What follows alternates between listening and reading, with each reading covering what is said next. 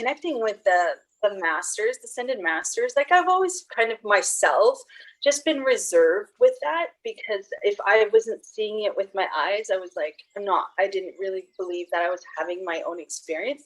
I felt like I was more believing in Joe's stories or believing in other people's stuff, because I wasn't seeing it with my own eyes, you could say. And so with like masters or angels and stuff, I go in and out of it, when it comes to my belief, if this is real or true, or do I want to put my energy into this. I really find I'm connecting with this writing, and it's coming from ascended masters' viewpoint and teachings. And so I'm enjoying it, allowing it. Yeah, a lot of people don't realize when you, like I say, have an image of Kuan Yin, then basically you're inviting to connect with Kuan Yin. You're using Buckle Cup Woman, and you're connecting with that master, that higher being that brought some bigger awareness or knowledge into the world. If you're connecting with Ramtha, Cryon, because they say Jesus is a real name in the universe before he came here, or the person who was Joshua ben Joseph, he was known as Sananda, as a master who chose to come in and transform and take on a body as a human to lift this world in a different way. So every time you go into the church, you're asking this master to come in. Well, they say his original name in the universe is Sananda, so that's an ancient name. And we embody many, many lives. So we might be known as one thing, but there is an original name. So being in the church, and as soon as you invoke that name, you're inviting that master, that teacher, whoever to come in. And people don't see it that way. They don't recognize. Sometimes you'll have a poster on your wall, and it being there, you're just having that energy, and there's a connection on another etheric, higher spiritual energy. So those kinds of things are really, really important, but most people don't grasp it, that somehow you're connecting with that being. So some people like having Buddha, and there's a lot of different kinds of images with Buddha, but who he actually was and what he actually looked like, there's not really a recording there or whatever that really shows actually who he is. So inviting these things in, like Cindy was reading a part to me this morning about a certain part, and she brought up the Nada was the name of this master. Mm-hmm. In Blavatsky's stuff, he brings up I think it's Dajwal Kal, and I think it's Kathumi, or the two masters she brings up really lots. And when I say their name, it's like this energy just explodes open around me. Mm. And I used to connect with them really lots. And I would ask them, I would go in the forest by myself, and I would call them, and I'd burn incense and that, or I'd find a river and I'd sit by and I'd let this stream trickle along. Then I would talk with them, and I'd have the incense burning, clearing the energy around me. And I would ask them to assist me or give me knowledge or guide me in whatever it is I need to teach and help the world. So I used to do different things like this on my own. Nobody ever really told me I had to. It's just something I chose for myself, and was an experiment. And for me, I know it brought in a lot of things. And like I say, as soon as I said it, that energy now is getting really strong, and it's opening up around me. And it shifts things. It does stuff. And that's where smudging and other things. So if you're burning sandalwood incense or you're burning jasmine, if you open your third eye and you like that and you sit and you watch, you're going to see everything eventually turn green.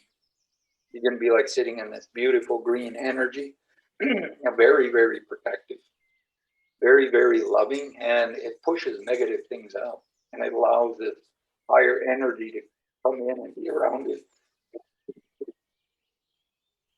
That's why they burn it in Buddhist temples, and that is very ancient. They knew, because the people were practicing and doing this, they would have their third eye open, and the universe would show them these things going on. So smudging is very, very powerful, and it changes a lot of things.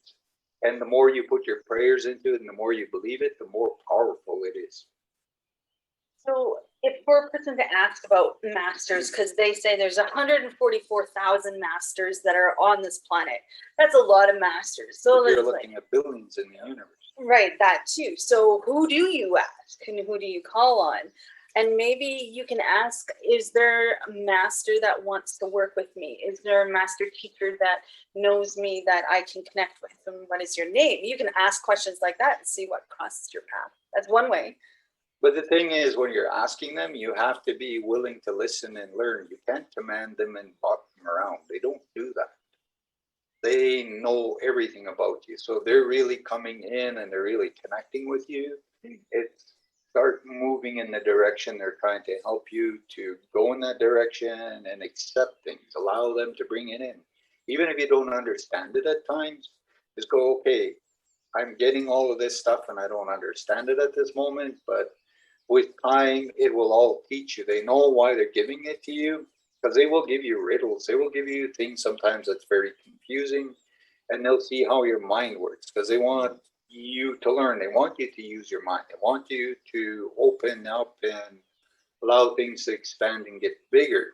So they will do different things to see how your mind will work, or how you will work with energies, or interact. Or biggest thing I would say is integrate the energy. Make it a part of who you are. Ask it to come and live inside you and trust it. Because it's a really big part, because it's being sent from somewhere higher and it belongs to you, and they're radiating this energy to you for a reason, and it's doing stuff. So don't just have it bounce off you and then, a week later it's like, oh, I got to call and ask and then allow it. Why not just allow it to stream through you all the time? So it's just there and it just keeps filling you and it just expands and makes everything bigger. They talk about that in this book, the electronic substance that is your light, and that it has an electrical quality to it. And and what Joe just said kind of fit with what they were talking about in this book as well. I've always had a hesitation to connect with certain like archangels, because there's a lot of false representation out there. And I think in my confidence in connecting with those energies, like how can you decipher if you are really connecting with the true divine spirit or essence of that archangel, and not some like imposter other program, something else. The thing is, it's very loving and it doesn't deceive. It takes a little while to recognize it, and there's a very loving, nurturing energy, and it's always going to prove everything to you. It's not going to give you something to deceive you. It's going to give you clarity. It's going to reveal something to you, and it's going to show, and it won't hurt anything. It's not about deceiving or manipulating. It will give you that, and you will see it more and more and more how it transforms and changes things. And it's part of learning to trust, because that's where I'm like, when you go into the fourth dimension, it's the biggest minefield. It's a very expansive, big thing. And if you figure this planet has been around here for 18 million years, and we've been evolving all of that time as human beings, but the planet is a billion years older, and there's been many other things go on this planet. So there's this big, huge minefield. And whenever you're trying to climb through there, there's always something that's going to come and test you. And it's going to see if it can trick you to follow it. And I'm always open. I'm like, okay, who are you and why are you here? I'm going to look at this, and I'm going to be really, really careful with this, but I'm not going to worship you and believe you have power over me. If you're really my spiritual brother or sister or somebody that's good, then you're going to do good things. Other than that, I don't want you. I don't need you with me. And I'm not seeking power. I'm seeking a way to not only help myself, but everybody around me. So if you're not going to do that, and you're not going to give me correct information, because somewhere I'm going to see through it. I don't care if it takes 3 years or 5 years. Somewhere I'm going to figure this out. And if it is not really something good, I'm going to go, sorry, but leave. You're not welcome here. And the universe will remove it. That's the thing, is you can always go back, because there's many spirits come to you, and at times when you're growing spiritually, you don't realize there are really good spirits coming in, but because of your fear in that, they backed away and they just patiently wait. And then it's like, okay, that's where I say, like, experiment, try these things, because there's so many spirits. Some of them, we don't know their names. We don't know where they came from. That's why in the natives, we do a very generic thing. We say the grandmothers and grandfathers, the loving ones, the ones that really want to help, the ones that want to do really, really big things. And they have to do loving things. Other than that, it's like, sorry, but I'm asking you to leave and you're not welcome here. And this is part of everybody's journey. But if you've already connected with these beings in other lifetimes, say you were Oriental or Mongolian or something, so you connected with all these masters and teachers, and they keep trying to knock and come in, it's like, okay, I'm going to allow you in for a bit. I want to see what all this is about. And if I don't feel it's good, I'm going to ask you to go away, and I'll call back whatever I believe and trust. And if you're really seeking the light, this is why I always tell people, whatever you're doing, look for the light. Yeah. Don't keep putting your mind on the negativity, because if you're putting your mind on the negativity, you're going to attract lots of tricksters. Boomerang. Lots and lots of negative things will come in because you're sending out those signals, and they're going, hey, we could come in and mess around. Today I'm going to be Freddy Krueger just to see what goes on and see if they can piss you off, and different ways to try to trick you. But if you're really focused on the creator, you're really focused on the light and the masters, the true ones, they're going to come through. And once they come through, all that other stuff will push away.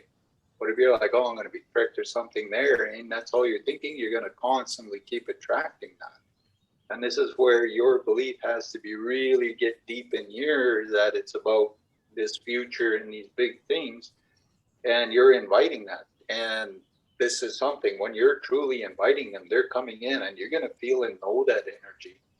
And you've had those experiences because somewhere you've been in a ceremony and you've had these big ahas and this transformational energy, and you couldn't even put it into words or explain why that happened. And they are like, there, see, we came through, we did this. Now, can you believe in that? Because if you're really focusing on God in the light, eventually all the negative things will go. And that's what all ascended masters learn to do. Because they got to believe and go higher and higher and higher and higher through all of this until they finally become that. I have a question. Plain. Yeah. You talk about worship and also like those maybe not as good entities. I want to know, why do they want to be worshipped? Like, do they gain power? Well, they want to be a god. And some of them are not really gods. They're just these energies, and they can manipulate and do things, and they chose to follow that path. Anything that's truly of light is of God. It doesn't want to be worshipped. It just wants to help you become like it is. And that's what ascended masters and God wants you to become God. He doesn't say, I want to be this. He says, I want you to become a part of this. So he finds every way to help you to transform and be that, and then go, oh, you see all these people around you? You can get them to understand, and they all become that. So nobody is above one another in different things. You're all equal. And over a long period of time, you stay in this energy, your knowledge and your age and your wisdom just keeps growing, and then you just keep trying to help other people to become the same thing. But the ones that want to be God is they want to be on the top and everything down here.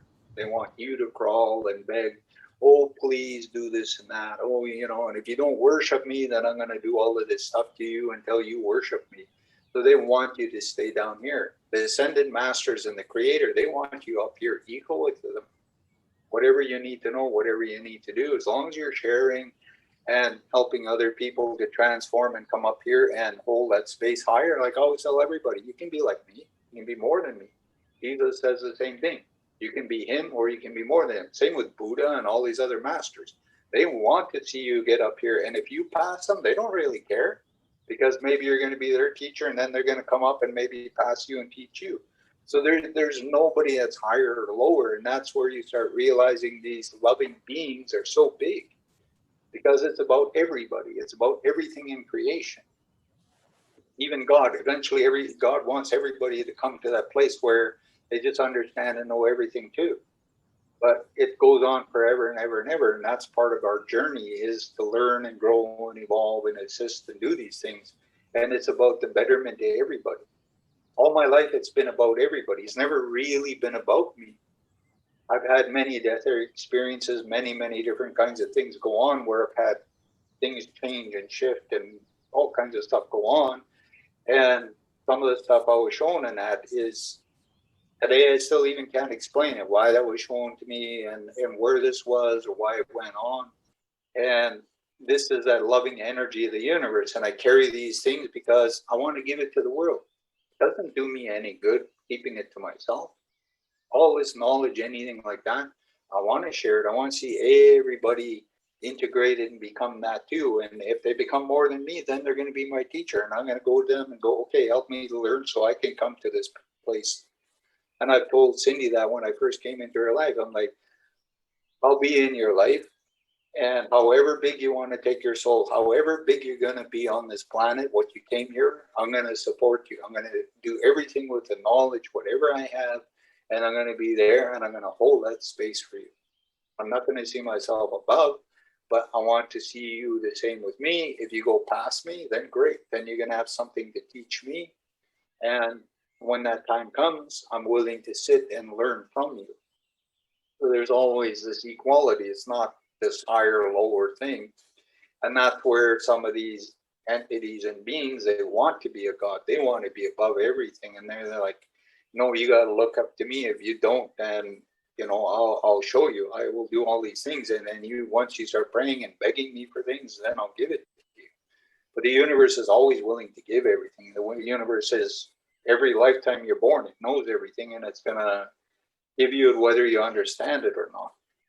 So that's the difference in it. And you're going to know that energy.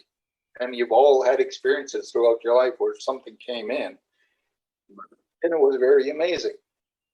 And some of you already carry ancient knowledge. Some of you already are connected to these things on the other side. It's just your mind hasn't opened up fully to it yet. It doesn't, because there's still a bit of fears. It's like, is it a good thing? Is it a bad thing? And that's where you get to experiment. And then that's also leads into that trust thing that came with Corey's question. It's like, at what point do you trust in what you're receiving or that energy that comes in? You have to have that experience for yourself. Nobody can do that for you. Can I do something for a second here? Okay. Yes, you can. I'm just going to take this computer. And this bookshelf here, you can sort of see it. That's just some of the books that I read. There's lots of knowledge there. Here is some more books we just finished picking up. In our bedroom, we have lots more. And that's just part of the things I read over the last 30 years. I have gone through thousands of books and things. And like I said, I've been many places. That's where I feel knowledge is so important, because when you truly have knowledge, you have no more fear. You're really focusing on God, really focusing on these masters. They will not deceive you. They will reveal everything. And it's not a game, and it's not about anybody. Like, I don't believe I'm powerful. When Jesus was alive, he didn't believe he was powerful. He was given the right to transform everything on this planet. But he's like, I will not violate any human being. He says, I will come back and fulfill my prophecy in the end times when everybody understands me and chooses this path. So whoever is choosing to go in the light and be like him, same with Buddha and these other masters, they're all going to do that. But they didn't force it on. They didn't transform and make us all into that without our choosing. It's like everybody had a decision to make, and we're here now ready to accept and become that. And it's a choice, and it's yours to make whenever you're ready. And it's your belief inside, because since you were a child, you believed or you carried something that's really big inside you, and they know how to make you that. They're helping you. Any questions? This was like really big today. I didn't expect that. I have a question comment. So for me, I think I've asked you this question before, whether God is different from the universe, or whether creator is different from the universe. And the way I see it is that the universe is simply the emanation of God, but there's a different God that is source. There is a tangible entity, at least for me. So when we say these entities, lower entities, aim to replace God, to take his place, they're also within the universe. Of course, that's why we say they're also a part of God, but they're actually a part of the universe and not of source. Or what is your view on that? Yeah, there's a group of beings that choose to try to be separate. They still live and are still sustained off the creator's force, the thing that holds the life of everything. And he doesn't deny that. He allows them to feed and have access and energies to go on, because you need teachers. You need a night and you need a day. You need to see light, you need to see dark. And he doesn't deny that because he's created it. And Exactly. it's like, Okay. You want to stay on this side for 100 million years? I'm going to. I'm not going to deny you. I'm not going to, because somewhere you're going to recognize that this one that supports all life, that loves everything eventually goes that way. Everything realizes and eventually steps in and starts going in that direction. And that life force doesn't force that. It gives everybody that permission on whichever, it wants to grow. And that's where you have to honor everybody's soul journey. And people come to me, and there's times where I'm like, I will impart a lot of knowledge to you, but I don't see you choosing to go into the highest with it. And some people are young souls and they just keep playing. And I see a lot of their lifetimes and what they got to go through. And I'm like, I'm not going to try to make you into something you're not meant to be. I'm going to pray that you follow your path and fulfill everything, whatever it is. And I mean, I got relatives who are living on Skid Row and drinking and that, and I don't interfere with their lives and I don't tell them how to live. I mean, that's their whole journey and path. So that light and that dark, yes, there's a dark side. It is supported by the creator. But if you're looking for the light in the creator, then you're going to transform. And some people are already masters. Some people are already really high divine beings, and they're still trying to learn and discover that. And it's all beliefs and choices and things. And so connecting with these things and asking to trust and learn. It's your experiment to see how fast you can move yourself in, how much you bring in, how much space you hold for everybody to become that. Because whatever you are, whoever you're working with eventually is going to become the same as you. So I'm thinking, if these entities want to become God or replace God, that's kind of impossible, because that would mean that they would disappear themselves, right? They would destroy themselves, right? So exactly. In the end, that's not their purpose. I mean, that's they use logics, right? Yes, but some of them are that way. They will destroy themselves and everything just to believe they have more power than the creator. So they would rather destroy everything than admit creator is above them. No. Okay. Because then that means they're even beyond the creator. If they were able to do that and carry it out, even if it meant obliterating themselves. Mm-hmm. And that's their belief. That's the thing where beliefs can get very distorted and twisted and things. And certain things it's like a drug. It's like heroin or other things. Once it gets in there, you want more and more and more. Even though it's wrong and can kill you, you're still. And then one day they OD on heroin. It's like, ooh, I knew I shouldn't have done that. I should have stopped. So it's like the same thing. Is once they go into a certain kind of power, and they make certain choices, that belief changes and alters. And if you get stubborn and don't want to let go of that belief and go, well, maybe I'm making a mistake and it's not wrong, I need to release it. It doesn't say you have to. It says, how long do you want to do this? Because one day, even if it's 100 million years from now, you're going to recognize me and you're going to change and come back into the light.